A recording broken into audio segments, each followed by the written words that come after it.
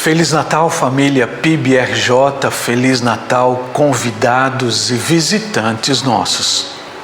Pode isso? Acredita nisso? Já estamos no mês de dezembro, quando tudo deve girar em torno do nascimento de Jesus. É claro que festas de família, muita comida, é claro que árvore de Natal, troca de presentes, são motivos legítimos para este tempo de dezembro.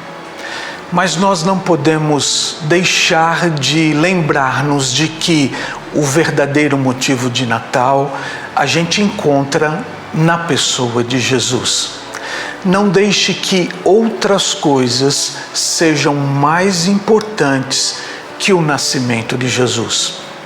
Dezembro, nascimento de Jesus, deve ser o centro de tudo aquilo que nós vamos fazer neste mês. Portanto, curta demais este tempo com família, com amigos, com a nossa igreja, mas, acima de tudo isso, tenha um Natal com Jesus. Esse é o nosso desejo como primeira igreja batista do Rio de Janeiro. Jesus é o verdadeiro motivo do nosso Natal.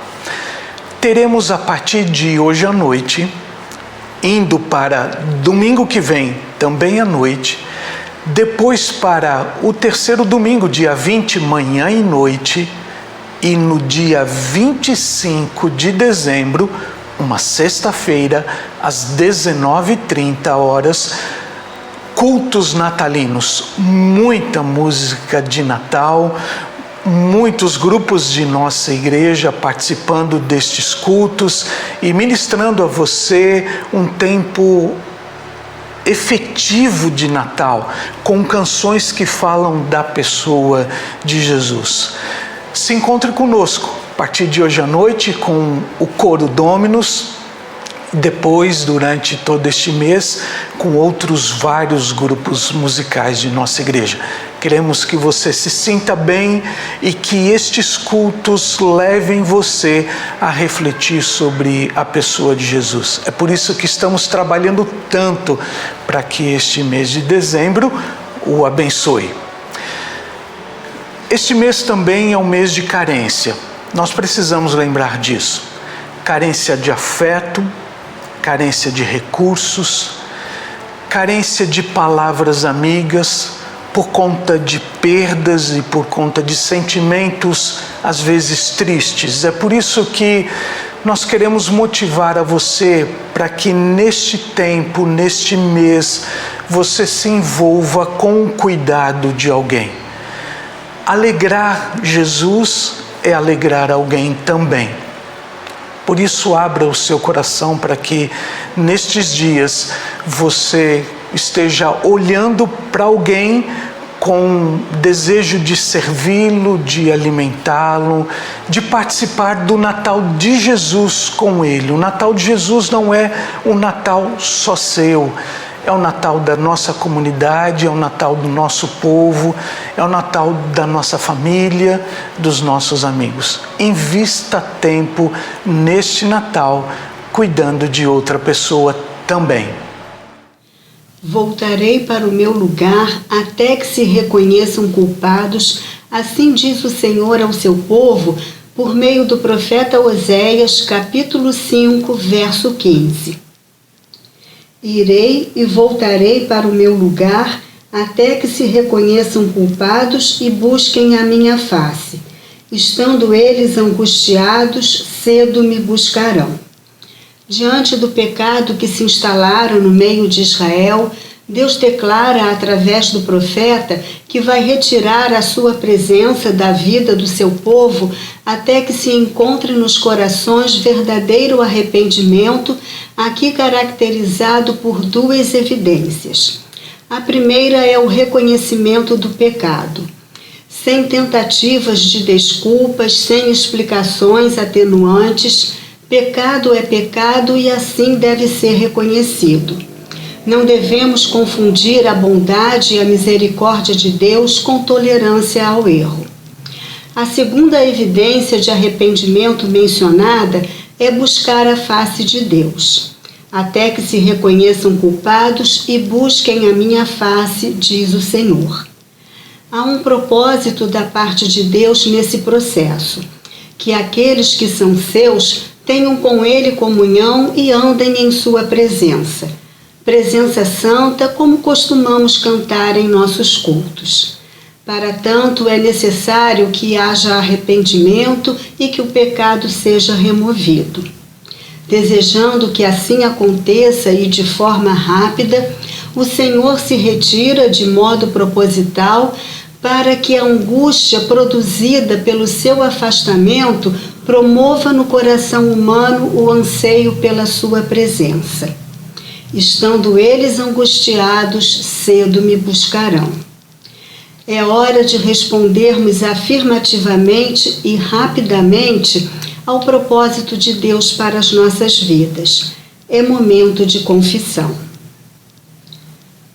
Senhor, reconhecemos que somos culpados por pensamentos, sentimentos que não te agradam ou por algo que temos feito que não aprovas, mas estamos nesta hora buscando a tua face, arrependidos, contritos, pedindo perdão. Considera, Senhor, o anseio do nosso coração por uma vida de comunhão contigo, andando na tua presença e de acordo com a tua vontade. Nós oramos em nome de Jesus. Amém. Meu nome é Ezequiel Decotelli. Luísa Maria, Camila, Guilherme. e essa é a Marina. Olá, igreja querida, estamos aqui como família para apresentar a vocês esta bênção que Deus nos deu, que é a Marina. E desejar que vocês tenham um ano de 2021 repleto de bênçãos, com muito amor e muita paz. Foi um ano difícil de 2020. Deus nos abençoou com esta linda criatura. Então que vocês tenham um ano de 21 também, que é repleto de bênçãos, repleto de amor, repleto de paz. Amém. Nosso texto hoje se encontra em João capítulo 14, versículos 2 e 3. A Bíblia diz assim: Na casa de meu pai há muitas moradas. Se não fosse assim, eu vos teria dito, pois vou preparar-vos lugar. E se eu for e vos preparar lugar, virei outra vez e vos levarei para mim, para que onde eu estiver, estejais vós também. Que farei de Jesus?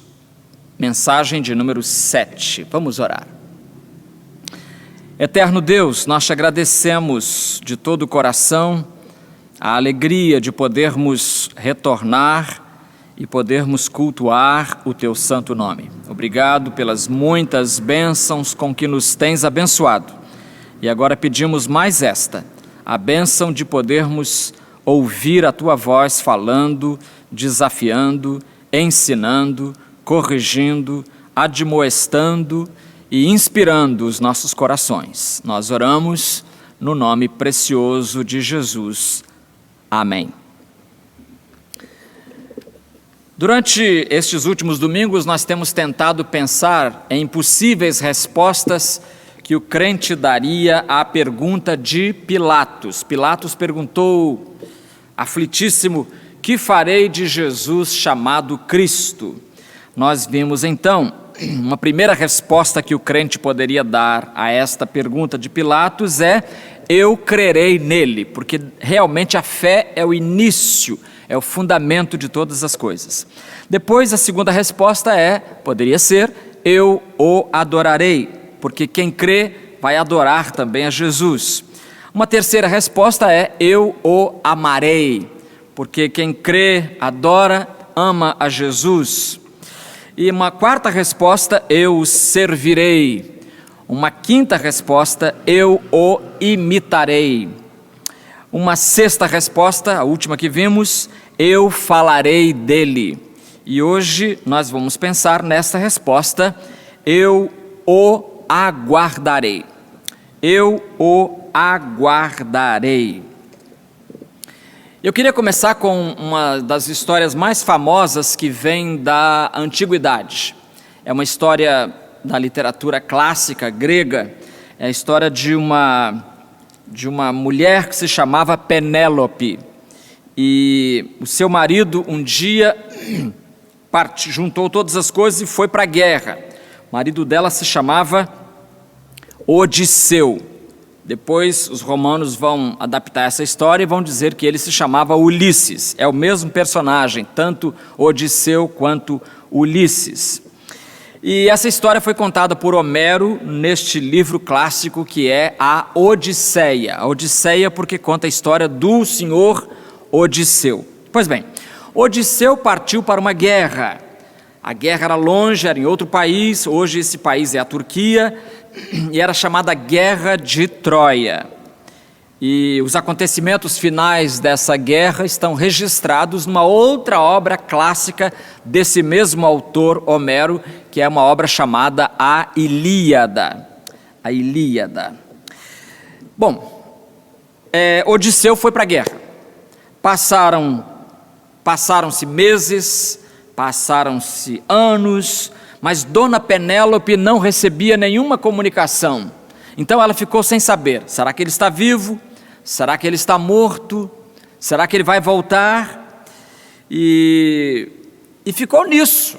Quanto tempo você esperaria se o seu bem-amado, a sua bem-amada partisse e prometesse voltar, ou mesmo que não prometesse, porque na guerra não dá para prometer, e você esperaria quanto tempo?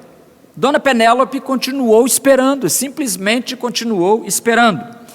E no que ela espera, passam-se os meses, passam-se os anos, muita gente acha que o Ulisses, ou Odisseu, não vai voltar mais. Então começam a aparecer na história dela os pretendentes à sua mão, pretendentes a casar com ela. Na verdade, apareceram 108, olha quanta gente, uma fila imensa, né, de pretendentes, todos eles se apresentando com propostas para se casar com ela. O próprio pai dela insistia para que ela se casasse de novo, afirmando que o marido não ia voltar mais, não é possível passar tanto tempo, 20 anos já estavam se passando e ele não voltava. Mas ela, Dona Penélope, afirmava e reafirmava que esperaria Odisseu até o fim. E diz a história que, diante da insistência do pai, ela então concordou em casar com um desses pretendentes. Mas ela então fixou uma condição. A condição era a seguinte: eu vou me casar depois que eu terminar de construir esta mortalha para o meu sogro, o senhor Laerte. Então, ela começou a fazer essa mortalha. Você sabe que hoje a gente compra os tecidos prontos, mas na antiguidade os tecidos eram feitos à mão, né? A pessoa fazia o próprio tecido. E ela então começou a fazer o tecido da mortalha. Só que ela usou um estratagema muito esperto. Como ela não queria casar com nenhum deles, mas também já não tinha mais argumentos para oferecer ao pai, que insistia tanto que ela casasse de novo, ela fez isso. Ela durante o dia, o sol está aí, então ela costurava. Quando o sol ia embora, à noite todo mundo ia dormir, ela então descosturava. Olha que inteligente essa mulher. Ela descosturava o que ela fez durante o dia. E com isso, a mortalha jamais ficava pronta. Até que uma escrava, uma serva, descobriu esse estratagema e acabou denunciando, e a história continua. A verdade é que Dona Penélope, esperou durante 20 anos o retorno do seu marido. E não é que ele voltou? O Odisseu, ou Ulisses, voltou. E desde essa época, desde a época do grande escritor Homero, escritor grego antigo, Penélope é citada na literatura como sendo um exemplo de fidelidade conjugal. Fidelidade conjugal. Não sei se você lembra que na celebração da ceia do Senhor, eu sei que você está com saudade, eu também estou, nós sempre lemos um texto que é o texto fundador da ceia do Senhor, que é aquele relato em que Jesus dá instruções para os discípulos celebrarem a ceia.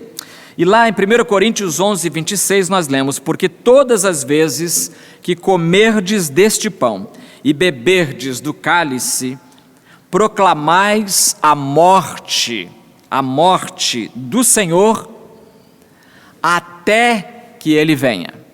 Presta atenção nesse detalhe, até que Ele venha, porque Ele virá, Ele voltará. Ele disse aqui, olha, se eu for e vos preparar lugar, virei outra vez. Meus queridos amigos, é o Senhor Jesus quem está dizendo, virei outra vez. Não é palavra de um político, não é palavra de alguém que está querendo agradar a sua plateia, não, é o Senhor Jesus dizendo que virá outra vez, e disse, e vos levarei para mim, para que onde eu estiver, estejais vós também. Domingo que vem nós veremos essa última parte da frase, né? Para que onde eu estiver, estejais vós também. Então, o crente responde à pergunta, o que farei de Jesus? Ele responde, eu o aguardarei. E por quê? Por algumas razões. A primeira razão, eu o aguardarei, porque Ele sempre pensa no meu bem-estar. Ele sempre pensa no meu bem-estar.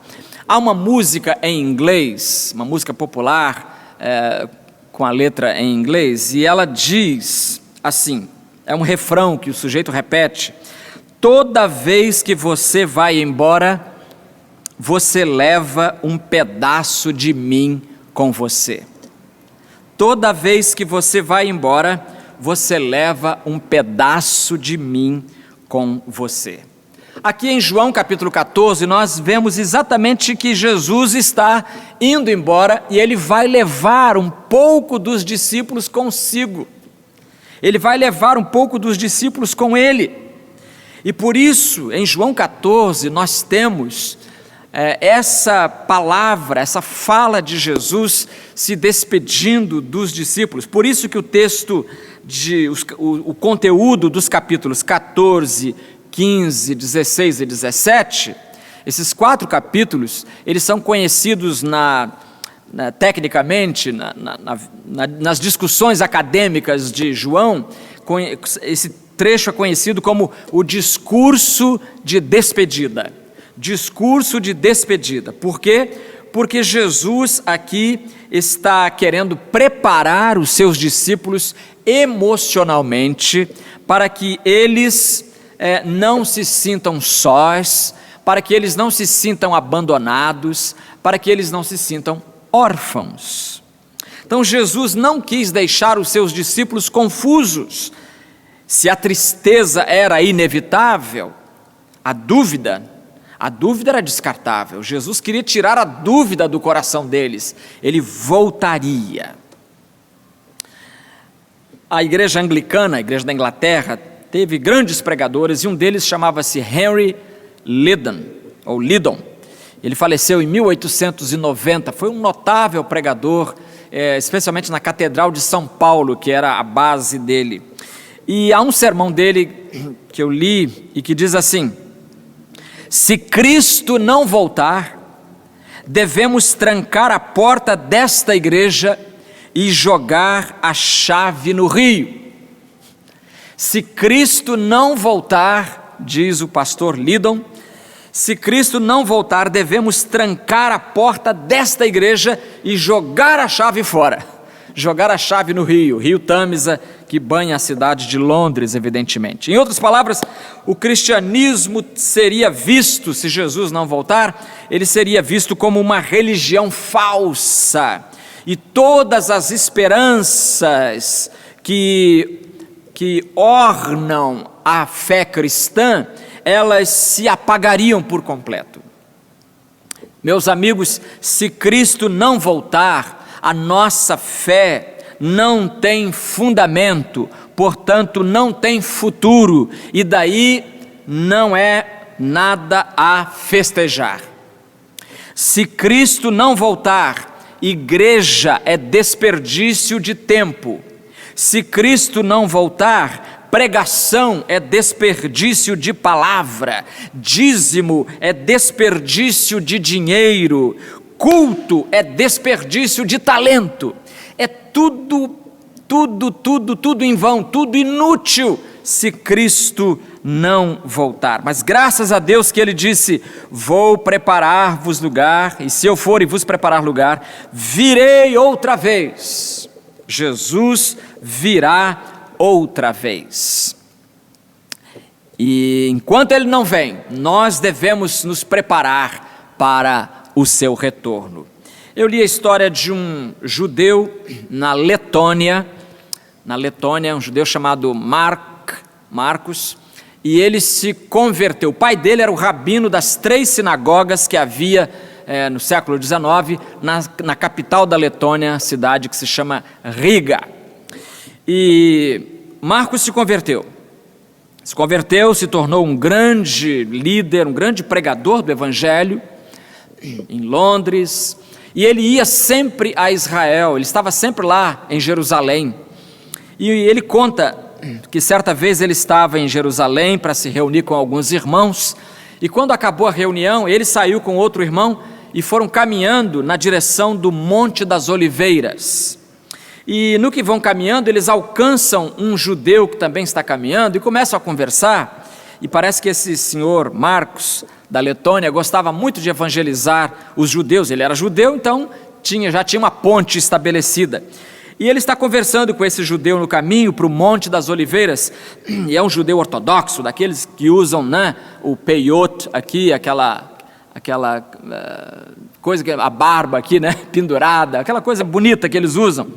Então o judeu vai conversando com ele e diz o seguinte para ele, olha só o que o judeu fala: nós, judeus ortodoxos, observando as coisas que estão acontecendo no mundo, não podemos chegar a nenhuma outra conclusão a não ser a de que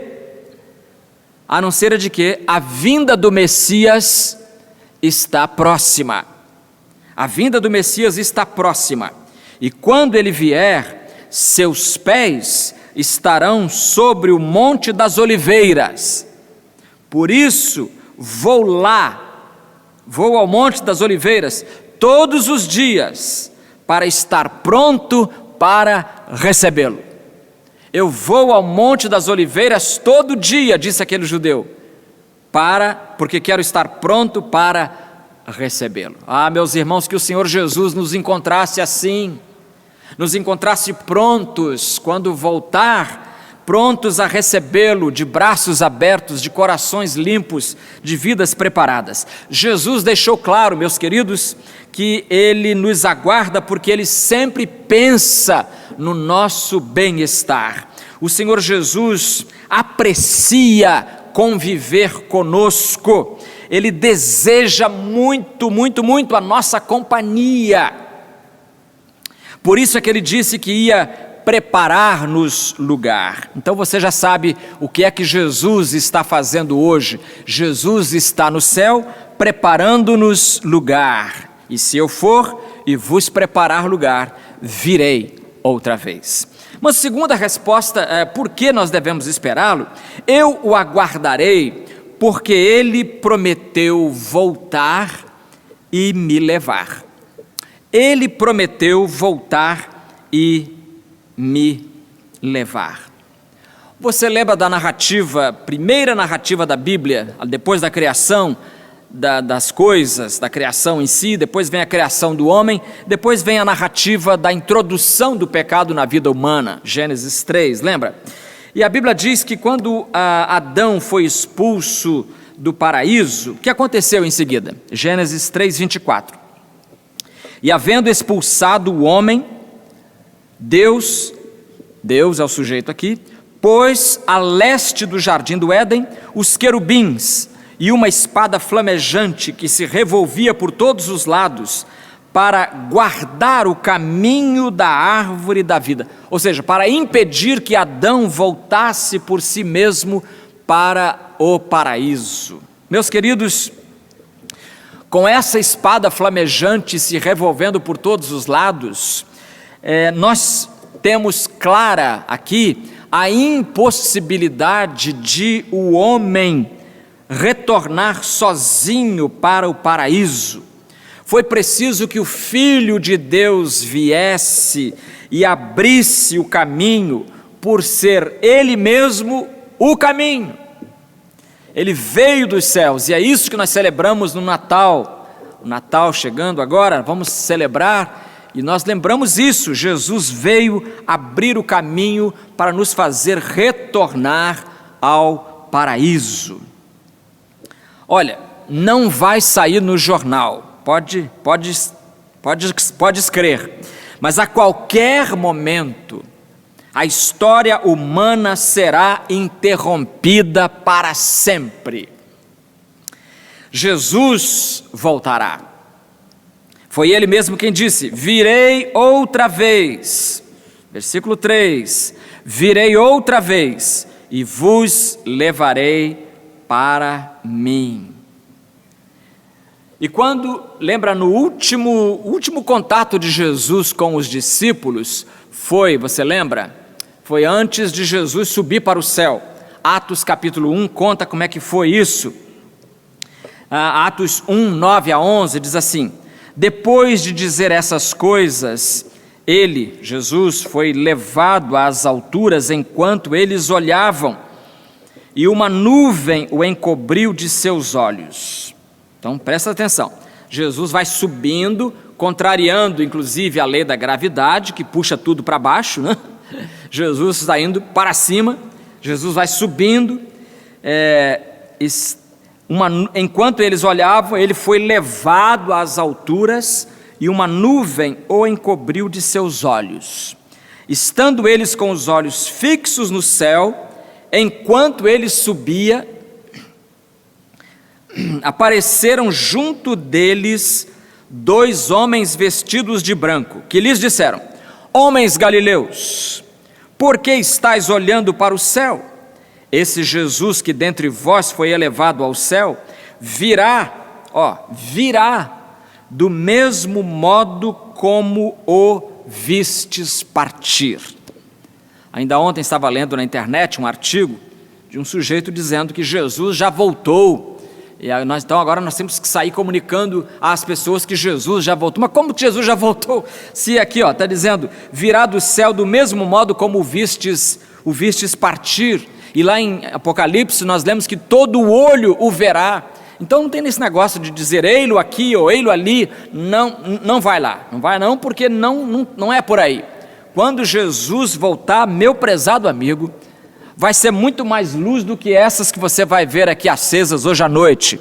Hoje à noite nós vamos acender essas luzes aqui atrás e você vai ver. Quando Jesus voltar, vai ser muito mais claridade, muito mais poder, muito mais glória, muito mais luz. De tal modo que as pessoas não vão conseguir nem encará-lo. Tal a refulgência da sua presença. Então eu o aguardarei, porque Ele sempre pensa no meu bem-estar. Eu o aguardarei porque Ele prometeu voltar, e palavra de Jesus a gente escreve. Mas em terceiro e último lugar, eu o aguardarei, mesmo que demore. Mesmo que demore. Eu sei que há muitas tentações que atacam o crente, mas uma tentação que ataca o estudioso da Bíblia, sabe qual é que é? É a tentação de pegar uma calculadora e ficar ali fazendo contas para tentar marcar a data da volta de Jesus. Ah, meu querido, essa é uma tentação que faz cócegas nos cristãos, bons obreiros. E tudo que eles têm feito é envergonhar o nome de Jesus, porque claro que Jesus não vai voltar segundo os cálculos da minha calculadora. Gente boa, eu falei, já tentou fazer isso. Até Martinho Lutero, que eu considero um dos homens mais lúcidos da história da igreja, ele cedeu à tentação de marcar data de Jesus. Há um autor chamado Timothy George que diz assim: quando o evangelho de Lutero veio a público pela primeira vez, ele estava confiante de que seria bem-sucedido. Logo acreditava ele, o papado cairia, e o papado não caiu, está até hoje aí. O papado cairia, o imperador convocaria um verdadeiro conselho reformador, os judeus e os muçulmanos, que Lutero chamava de turcos, os judeus e os muçulmanos seriam convertidos e Cristo retornaria e o diabo seria derrotado para sempre. Só faltou dizer, vai ser no dia 28 de fevereiro de 1524. Só faltou marcar a data, mas ele está... Então vê-se aqui a ingenuidade do jovem Lutero. Mas não foi só ele não, se tivesse parado nele, tudo bem, mas vários outros irmãos ao longo da nossa história tentaram acertar a data da volta de Cristo. A lista é longa, lista de pessoas que tentaram marcar a volta de Cristo. Eu já fiz um sermão uma vez citando todos eles, então não quero repetir aqui, mas a lista é longa e nos tomaria muito tempo o mero mencioná-los. Agora, queridos, esse gesto precipitado desses irmãos queridos, que de Bíblia na mão e a calculadora na outra, tentam marcar data para a volta de Jesus, esse gesto precipitado revela desconhecimento das palavras de Cristo. Simplesmente isso. Revelam analfabetismo bíblico, ou falta de lembrar uma coisa que Jesus ensinou claramente. Está em Mateus 24, 36, por exemplo. Ali, Jesus disse: quanto ao dia e à hora, ninguém sabe, nem os anjos do céu, nem o Filho, senão somente o Pai. Senão somente o Pai. Então, você está preparado para a volta de Jesus? Sim, tomara que sim. Está marcando data para a volta de Jesus? Não, tomara que não. O apóstolo Pedro, que conviveu com Jesus, que foi um desses que estavam olhando para cima quando viu Jesus subindo contra a lei da gravidade e ser recebido no céu, Pedro vai escrever depois aos crentes em geral este texto que está em 2 Pedro, capítulo 3, versículos 8 e 9. Na segunda carta, Pedro tem um capítulo só sobre a volta de Cristo, que é o capítulo 3. E ele diz assim: mas vós, amados, versículos 8 e 9, não ignoreis uma coisa, um dia para o Senhor é como 1000 anos, e 1000 anos como um dia. Ele está argumentando aqui porque muita gente dizia, já na época de Pedro, vai voltar nada, já passaram aí 10 anos, 20 anos, 30 anos, e até hoje não voltou, então acho que não vai voltar mais não. Então Pedro contra-argumenta, lembrando que para o Senhor um dia é como 1000 anos, e 1000 anos é como um dia. 9. O Senhor não retarda a sua promessa, ainda que alguns a considerem demorada, mas Ele é paciente convosco e não quer que ninguém pereça, mas que todos venham a se arrepender. Então por que Jesus está demorando? Jesus está demorando, diz Pedro, porque Ele está esperando que todos venham a se arrepender. Então presta atenção, amigo, você que está aí acompanhando o culto hoje, Jesus não voltou ainda, porque Ele quer que você tenha uma experiência de conversão, que você o receba, que você o aceite como Senhor e Salvador da sua vida. Em fazendo isso, você está pronto para a volta de Jesus e Ele poderá voltar e levar você. Quero terminar com uma história de uma garotinha que um dia chegou para o pai e falou: papai, está chegando o meu aniversário, o senhor me dá um presente de aniversário? Eu tenho uma sugestão de um presente para o senhor me dar. O que é, minha filha? Eu queria ganhar um ratinho. Um ratinho? Eu acho que seria legal brincar com um ratinho. Eu acho o ratinho tão bonitinho. Não, minha filha, isso eu não posso te dar, não. Não dá para confiar em ratos, eles podem te morder, podem trazer doenças. Desculpe, mas não vou te dar esse presente, não. A garota não se conformou. Dali a alguns dias, o pai daquela garotinha precisou viajar. E no instante em que ele viajou, ela aproveitou a ausência do pai, foi lá, esvaziou o seu cofrinho com as moedinhas que veio acumulando durante muito tempo, pegou aquelas moedinhas, correu até uma loja de venda de animais e falou para o dono da loja que queria comprar, falou para o atendente que queria comprar um ratinho. O dono da loja levou-a até uma gaiola onde havia vários ratinhos expostos e falou para ela: pode escolher qual que você quer comprar, qual que você quer levar, minha filha. Ela escolheu um, pagou e levou o rato para a sua casa. A história termina aqui. Ela podia ser mais dramática, né? Aí a menina pegou uma doença, ficou mal, morreu, sei lá, mas ela para aqui. Mas mesmo parando aqui, ela tem uma moral. A moral é a seguinte: enquanto aquela menina amar mais ao ratinho do que ao seu pai, ela não vai querer que o pai volte. Olha a moral dessa história. Enquanto aquela menina amar mais ao ratinho do que ao seu pai, ela não vai querer que o pai volte. Eu acho que a moral dessa história é uma advertência para a gente se analisar, sabe? Para a gente se analisar e se perguntar: por que eu não estou desejando que Jesus volte hoje? O que há de errado na minha vida que eu não estou desejando esse retorno? Enquanto aquela menina amar mais ao ratinho que ao seu pai, ela não vai querer que o pai volte. Vamos orar. Prepara o nosso coração, Senhor, com a Tua palavra, com as advertências dos irmãos, dos amigos, dos queridos em Cristo. Prepara o nosso coração, Senhor, para que, ao retornar o Teu Filho Jesus a este mundo, nós possamos celebrar, vibrar com esse retorno e subir com Ele e estar com Ele para sempre. Em nome dEle nós oramos. Amém.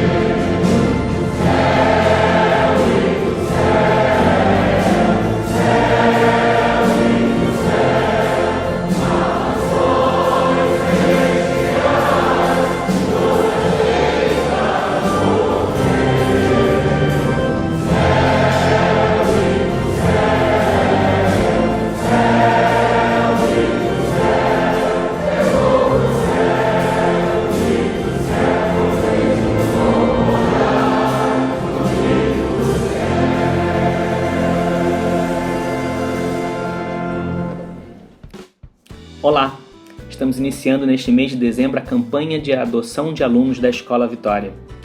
E convidamos a todos que nos assistem a participarem conosco desta ação social, que visa trazer uma educação de qualidade a crianças e adolescentes em situação carente, bem como dar um auxílio financeiro àquelas famílias que necessitam de um complemento para o pagamento das mensalidades dos seus filhos.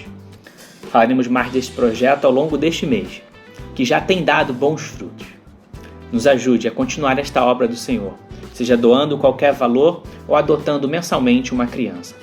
Para mais informações, acessem o link acima, nos mande uma mensagem, compartilhe esta ideia.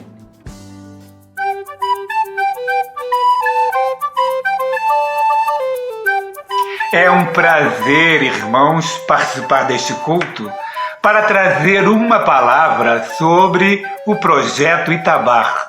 Projeto que anualmente envia uma equipe aos lares Batista FF Sorém, localizado em Porto Nacional, ali, pertinho de Palmas, no estado do Tocantins, e também ao Lar Batista Davi Gomes, sediado na cidade de Barreiras, no estado da Bahia. E esses lares, conforme nós sabemos, eles abrigam com muito carinho e há muitos anos crianças e adolescentes em situação de vulnerabilidade. A igreja vai sim realizar o Projeto Itabar 2020, mas de uma maneira diferente, porque em função da pandemia, nós não podemos enviar uma equipe aos lares, mas nós podemos e devemos enviar uma oferta de amor, para que os próprios lares possam fazer todas ou parte das atividades que a nossa equipe anualmente faz. Mas para que isso se torne realidade, a gente precisa contribuir. E eu estou aqui para pedir aos irmãos e a todos os amigos que nos assistem e que desejarem contribuir, que façam a sua oferta de amor. Para isso, use a conta corrente da igreja. No site da igreja, nós temos todos os detalhes sobre isso. Então, irmãos, concluindo, peço que orem pelos lares, que orem pelos missionários, que façam sua oferta de amor, que ajudem a fazer uma criança feliz.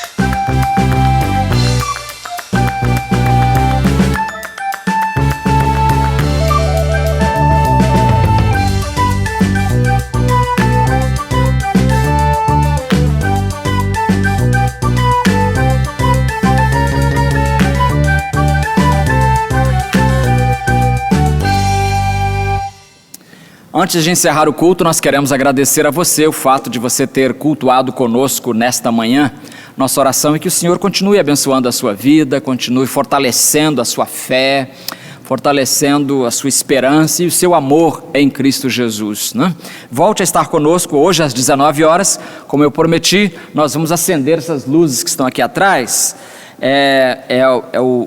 O arranjo que foi feito pela irmã Marlene Vasconcelos, nossa grande artista estética, né? Ela preparou isso para a gente, e o tema deste Natal, o Natal do coronavírus, o tema é baseado em João 8,12. Disse Jesus: eu sou a luz do mundo. Então, muita luz por causa disso. Quem me seguir jamais andará em trevas, mas terá a luz da vida. Resplandeceu a luz anunciando o nascimento de Jesus. Esse é o tema. Então, é uma idealização, uma concepção intelectual da irmã Marlene Vasconcelos, e a execução é da equipe aqui da igreja, da Gerade, gerência administrativa, José Antônio Carvalho na coordenação, Albino Pedro de Araújo, Claudinei Andrade, Excelsa Carmo, Gilberto Lapa, Nelson Coelho e, evidentemente, o líder deles todos, que é o irmão João Marcos Sorém. Então, nós louvamos a Deus pela vida da irmã Marlene, que preparou isso com muito carinho, e durante o mês de dezembro, a partir de hoje à noite, acende aqui e a gente vai vendo durante todo o mês de dezembro. Quero convidar você também para hoje à noite, então, estar aqui para ver as luzes acesas e participar de um outro culto. Quero convidá-lo também para quarta-feira, o culto que é transmitido desde a nossa residência, ali na rua Desembargador Isidro. Muito obrigado a você também que tem sido fiel contribuinte, vindo aqui entregar. Alguns irmãos têm vindo, outros têm usado os serviços bancários via internet, né?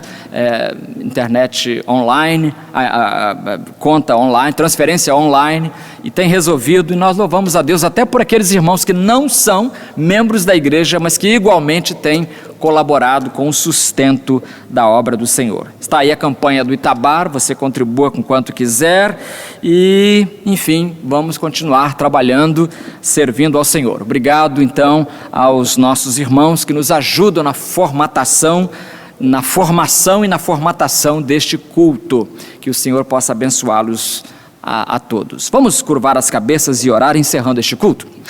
Amado Deus, nosso Pai Celestial, nós te damos graças porque ao longo destes minutos nós estivemos pensando os teus pensamentos e examinando a tua palavra, ouvindo a tua voz através de cânticos, de testemunhos e da exposição da tua palavra. Pedimos que nos completes aquilo que a palavra humana não conseguiu traduzir totalmente. Leva-nos, protege-nos, guarda-nos, usa-nos. Nós oramos em nome de Jesus. Amém.